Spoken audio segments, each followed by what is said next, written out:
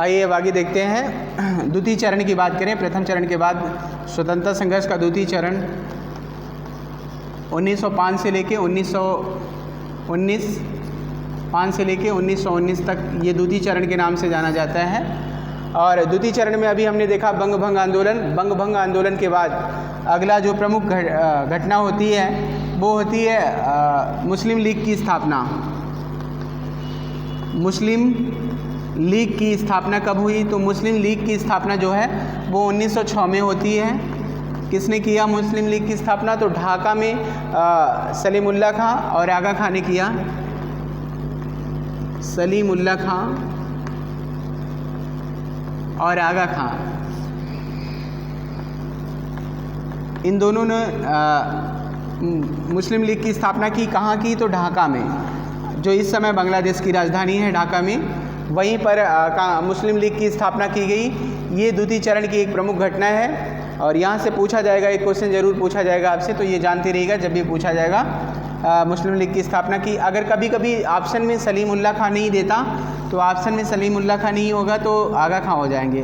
तो दो में से कोई भी नाम रहेगा मुस्लिम लीग की स्थापना से तो कोई दिक्कत नहीं है, आप आराम से बता सकते हो। ठीक है, ये प्रमुख घटना है द्वितीय चरण की। और उसके बाद द्वितीय चरण में देखते हैं जो क्रांतिकारी गतिविधियां रही। चूँकि ये द्वितीय चरण जो होता है वो पूरी तरह से क्रांतिकारी गतिविधियों से परिपूर्ण रहा है। तो पहली क्रांतिकारी घटना जो होती है वो पूना के चापाकर बंधुओं ने जो है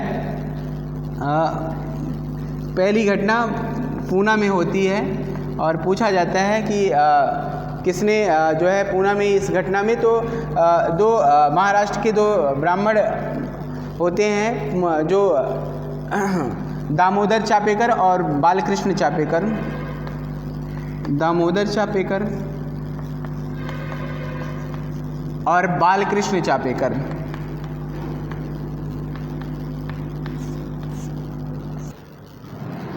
चापेकर बंधुओं दामोदर चापेकर और बालकृष्ण चापेकर, इन्होंने महाराष्ट्र में व्यायाम मंडल की स्थापना की। तो व्यायाम मंडल अगर पूछा जाए कि इसकी क्रांतिकारियों की पहली गतिविधियाँ ये होती हैं।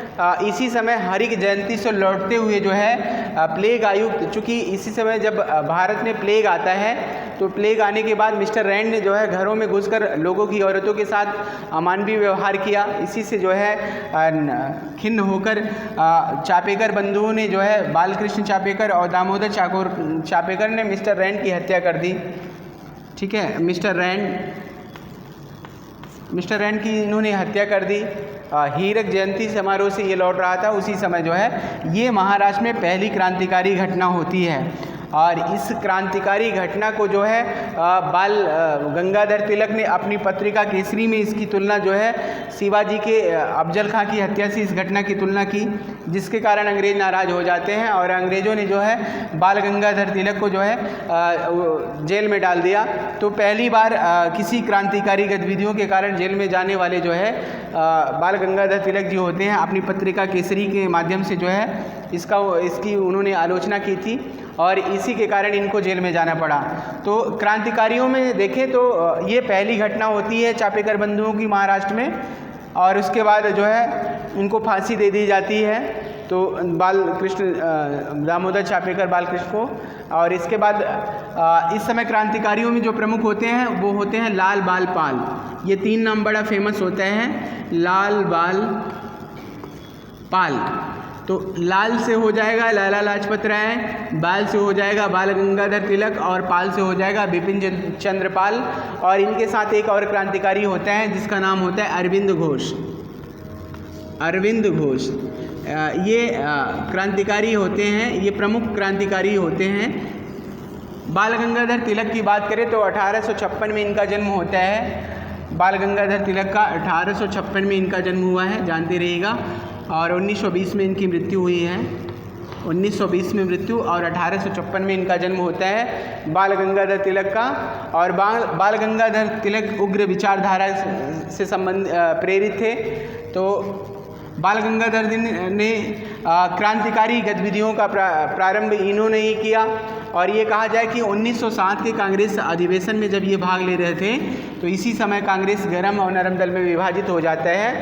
ठीक है, और इन्होंने अपनी पत्रिका दो इनकी ऐसी पत्रिका होती है जिसके माध्यम से इन्होंने जो है क्रांतिकारी गतिविधियों को आगे बढ़ाया है। इनकी पत्रिका एक केसरी और दूसरा मराठा। पहला होता है केसरी और दूसरा होता है मराठा। मराठा और केसरी के माध्यम से इन्होंने अपनी क्रांतिकारी गतिविधियों को आगे बढ़ाया। इन्होंने होम रूल लीग की स्थापना की।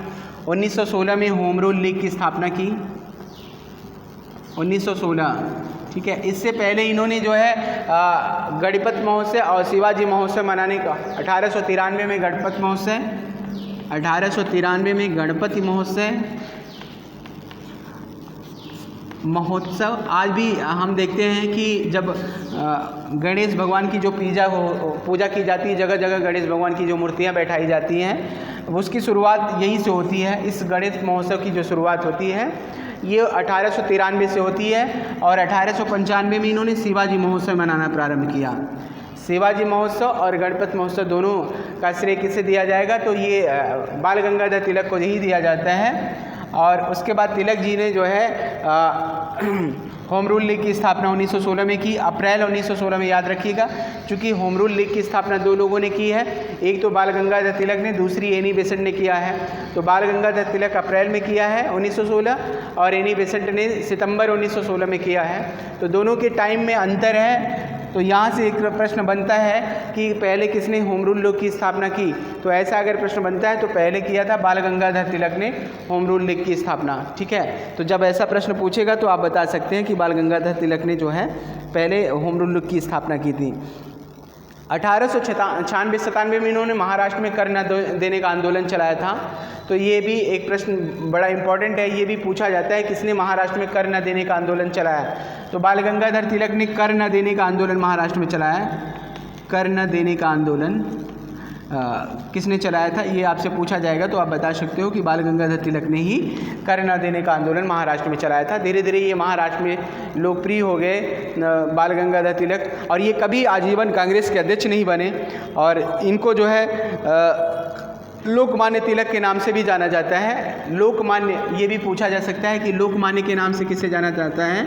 लोकमान्य तिलक, इनका पूरा नाम लोकमान्य तिलक बाल गंगाधर होता है, ये जानते रहिएगा।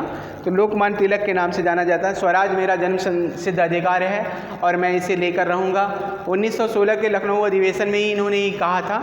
ये पूछा जाता है कि स्वराज मेरा जन्म सिद्ध अधिकार है और मैं इसे लेकर रहूँगा, ये कथन किसका है? अगर आएगा तो ये बाल गंगाधर तिलक जी का होता है। 1916 का जब लखनऊ अधिवेशन होता है, अंबिका एसी मजुमदार उसके अध्यक्ष होते हैं 1916 लखनऊ अधिवेशन के, उसी अधिवेशन में इन्होंने ये बात कही थी, ठीक है। तो जब भी पूछा जाए आपसे तो ये आप बता सकते हैं कि लखनऊ अधिवेशन 1916 में ही बाल गंगाधर तिलक ने इस तरीके का व्याख्यान दिया था। बाल गंगाधर तिलक के बारे में ये कहा जाता है ये कांग्रेस के कभी अध्यक्ष नहीं बने, तो इसीलिए इन्हें को बेताज बादशाह कहा जाता है। तो ये भी एक प्रश्न बनता है कि बेताज बादशाह किसे कहा जाता है?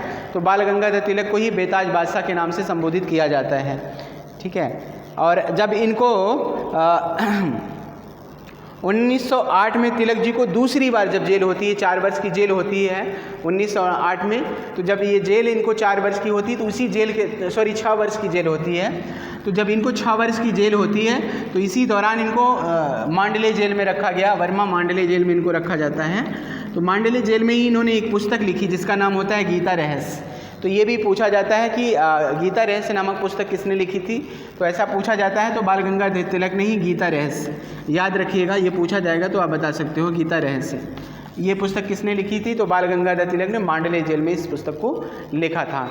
तो और 1920 में ही बाल गंगाधर तिलक की मृत्यु होती है। उस समय गांधी जी ने असहयोग आंदोलन की शुरुआत की थी। तो गांधी जी के असहयोग आंदोलन के प्रारंभ से पहले ही बाल गंगाधर तिलक की मृत्यु हो जाती है। और उसके बाद जो है क्रांतिकारी गतिविधियों की बात की जाए तो इसके बाद जो है क्रांतिकारी गतिविधियाँ दूसरी जो होती हैं वो नासिक में जो है मित्र मेला की स्थापना बीडी सावरकर जी ने की थी। मित्र मेला, ये भी आपसे पूछा जा सकता है कि मित्र मेला की स्थापना किसने की? तो मित्र मेला की स्थापना बीडी सावरकर ने 1904 में की थी, ठीक है, 1904। और यही मित्र मेला बाद में अभिनव भारत के रूप में परिवर्तित हो जाता है।